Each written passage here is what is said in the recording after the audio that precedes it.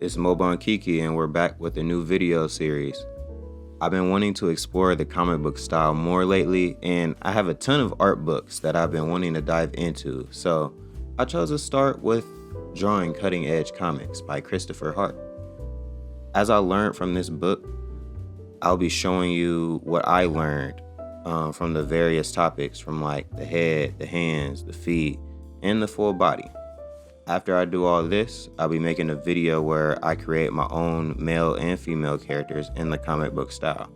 Today, we're going to start with the head.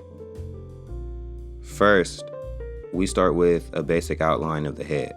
We have to combine the skull and the jaw. After that, we'll add a line straight down so we can identify where the eyes, lips, and ears are.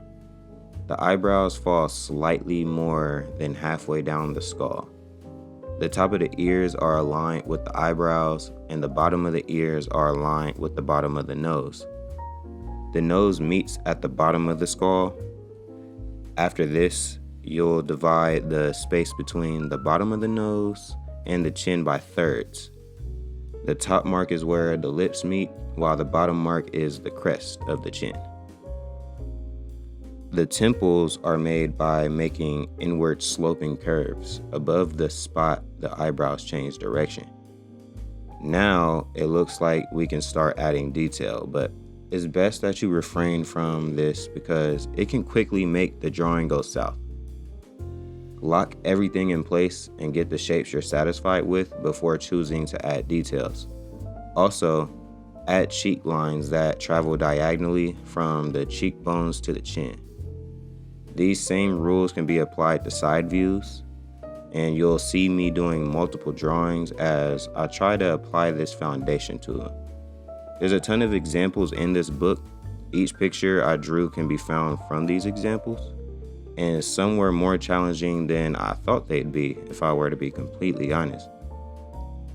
The only difference between the male and female head in terms of structure are that the angles are softer.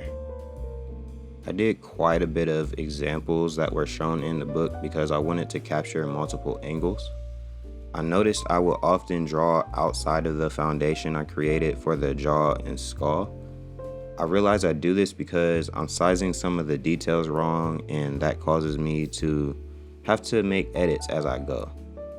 I'm currently still trying to find a fix for this, especially since I would like to be more consistent with the shape of the head and how the features are placed within the shapes.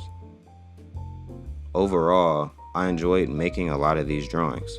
There is only one drawing that I'm not satisfied with from the examples, and I feel like it's due to it being in an angle I'm not used to drawing from.